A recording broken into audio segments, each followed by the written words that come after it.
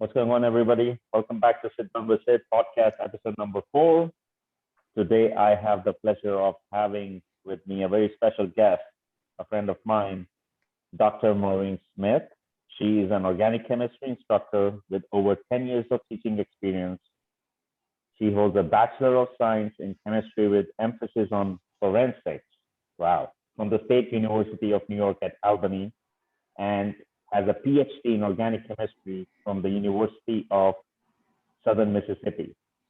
Dr. Smith is a member of American Chemical Society and the Two-Year College Chemistry Consortium. One of her major accomplishments was her nomination for Excellence in Teaching Award in 2017. That being said, welcome, Dr. Maureen. Thanks so much for taking the time to come to the podcast. How are you doing today? Hey, Sid, I'm doing great. How are you doing? I'm doing very well. Thanks so much. Thank you. Good. Thank you. So tell me more about yourself, your family background, how did you get into this and so forth? Sure. So I am the oldest of 6 kids. I grew up in a smallish sort of town about an hour and a half north of New York City. And then as far as getting into chemistry, all throughout my schooling, I just had really great teachers, a lot of really good science teachers, especially one in high school who was just awesome, had the best demonstrations, the best personality. All the students loved her, but she was really good at explaining everything in just a way that it was very relatable.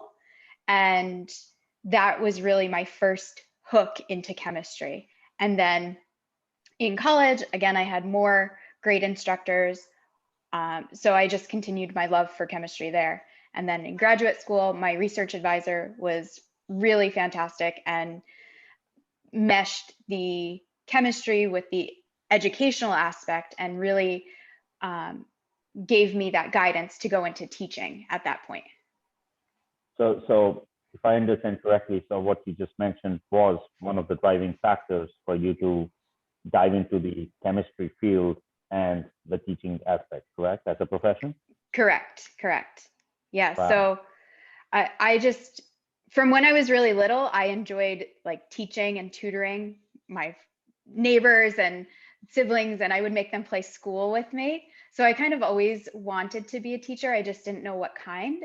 And then when I saw all these great science instructors, I just thought that was so cool because they do something that not a lot of people are always interested in, but they made it so interesting for all the students that they had.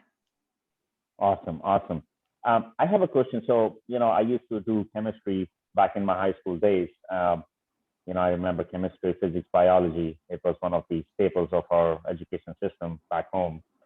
Could you explain to me and the audience, what is the difference between a chemistry, organic chemistry, or is it one of the branches of chemistry? Sure. So chemistry is kind of a big general field, but then you can break chemistry down into kind of subfields. So there's 5 main branches of chemistry, and those would be organic chemistry, which studies mostly carbon-containing compounds. There's analytical chemistry, which deals with a lot of measurements. There's physical chemistry, inorganic chemistry, and then there is biochemistry, which deals with the chemistry of living organisms and living things. So those are the 5 main branches, but then there's other sort of fields that have evolved out of them, such as nuclear chemistry or polymer chemistry or materials and things like that. Got it. Going back to your educational background, I did notice that you're a Bachelor of Science, but you had an emphasis in forensics, correct? Right. Correct. And then you transitioned into organic chemistry. Correct.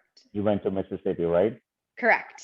How did that happen? Like that's a very big transition, from forensic to organic. What's Right. the story behind that?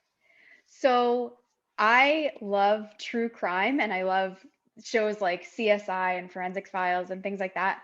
So that's kind of why I chose the forensic track at UAlbany. So it was a chemistry degree, but then you took a couple of extra classes in forensics and criminology. So originally I wanted to be working for like the state police in their crime lab. But then I decided to go on to graduate school because when I was an undergraduate, I did a research internship down at the University of Southern Mississippi. And while I was there, they started pitching their graduate program. And I really liked a lot of the faculty that were there, and I liked the research that they were doing.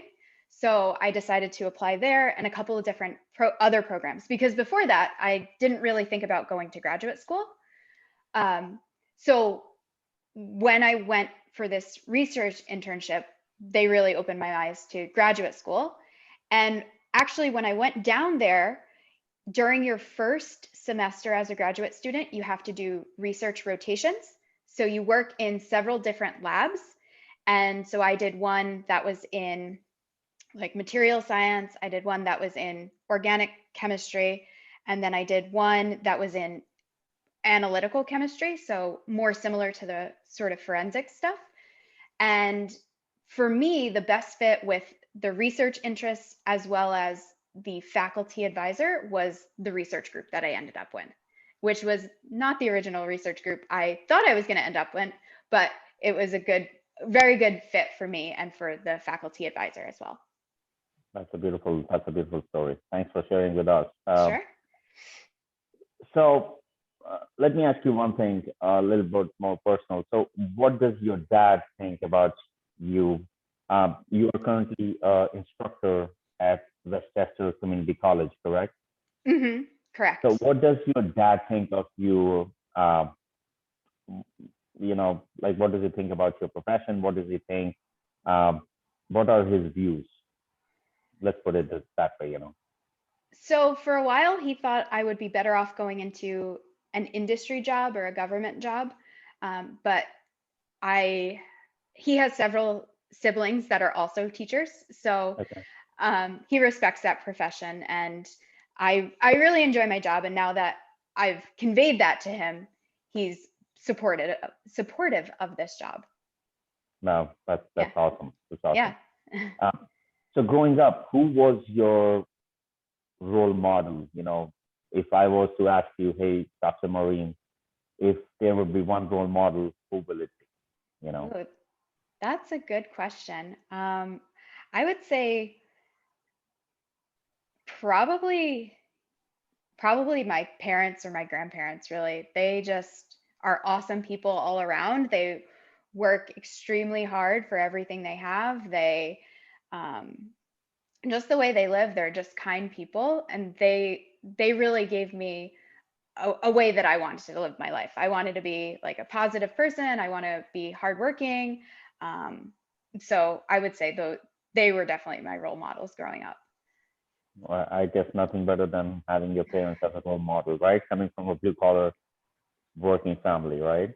So Mm-hmm. that's pretty inspiring to even hear from yourself. So you have over 10 years of teaching experience. Correct. What is the best part you like about teaching? What is it that makes you get up every day and you're like, you know what? I just want to go. I just want to teach. What's that passion? So I really like interacting with the students, and for me, it's really rewarding when you're going over kind of a tough topic and they're struggling with it, and maybe they don't get it in class, but they come to office hours and you're able to work through a couple of problems with them. And then all of a sudden they're like, wait, so I just do this. And all of a sudden you can just see that it starts to make sense. And then when this thing makes sense for them, everything else starts to click into place. So when the students kind of have that aha moment, it really means a lot to me because I help them get there.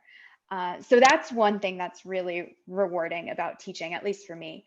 And then just to see, so I teach a lot of lab classes for chemistry, to see the students be able to become more creative in the lab and become more independent in the lab. So they start off not knowing how to do anything, and you have to show them the simplest things, which for me, since I've done that for so many years, it's no big deal. But for them, you have to start from scratch. And so to see them grow as a scientist and learn all these new skills, that's pretty cool too. And a lot of the things that we teach them, they can take into other classes or other fields. So I do a lot with scientific writing and data analysis and interpretation. So those sort of skills, even if they're not a chemistry major, they can take on to other science classes or other fields that they're going to go into. Very interesting perspective. If you remember off the camera, we were chatting about your, you had a situation where I think someone told you, one of your professors, that you will not be good at what you do, and then you ended up having a PhD. Could you please elaborate that with our audience watching this podcast, please? Sure. So my second year of college, I had a pretty rough experience with organic chemistry too, because I was working and I had a tough course load in addition to organic chemistry too. And I was going to the professor for office hours. And one day when I was there, he just suggested that I drop the class and that I change my major because I wouldn't pass the class and I probably wouldn't make it in that major. So I actually did end up dropping the class just so I could focus on my other classes, but I enrolled in it over the summer, did much better, and was able to get through that. And then I finished out the major, finished on time. And then after undergraduate, I was able to go on and get a PhD in chemistry. So kind of stuck it to him a little bit. I get this goosebumps for the. I hope the teacher is watching this, Right? Yeah, absolutely, So where do you see yourself 3 to 5 years from now in your profession? Do you see yourself doing something else, or maybe climbing up the ladder? What's your goal? So hopefully I will, in like 5 years, I'll have tenure at my college. And hopefully I'll be much more involved in the school, just doing committee work and that sort of stuff with the college. So that's kind of where I'm hoping to go with it.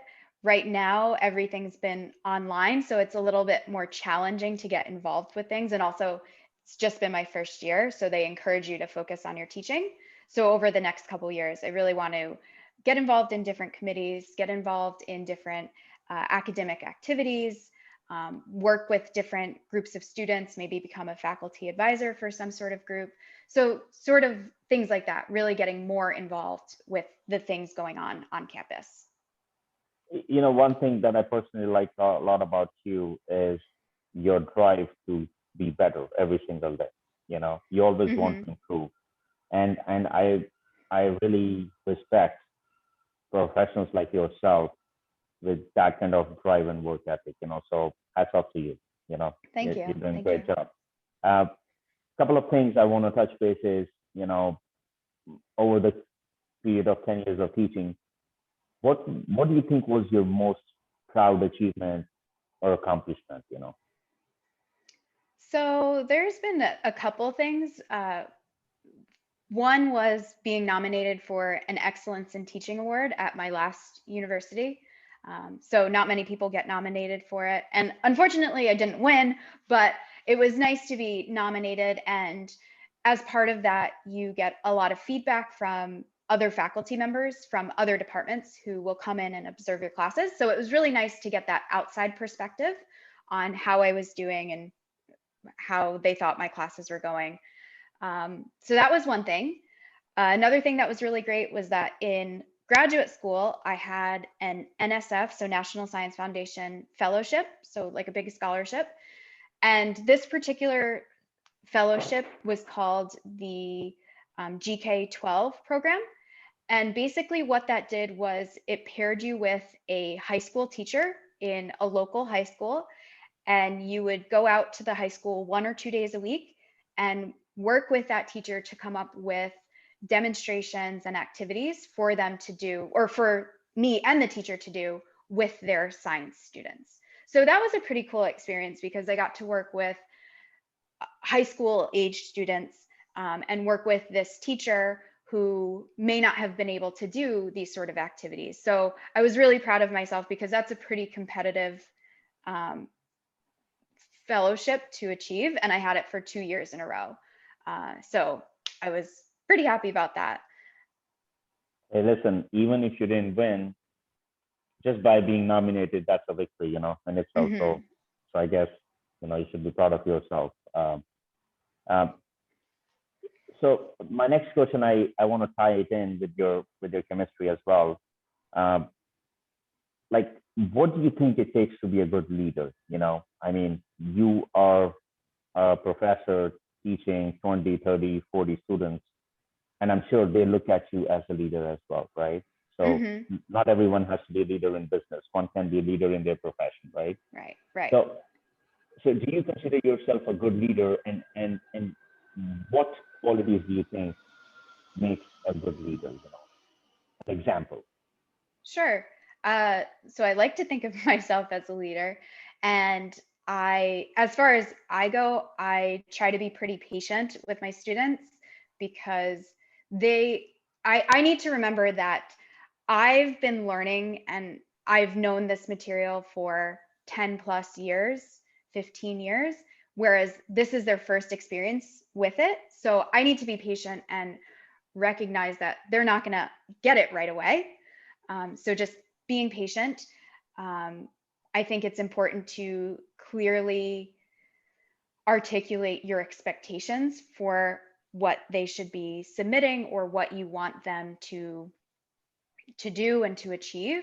I think that's really important, not just in terms of their grades, but in sort of in like any field.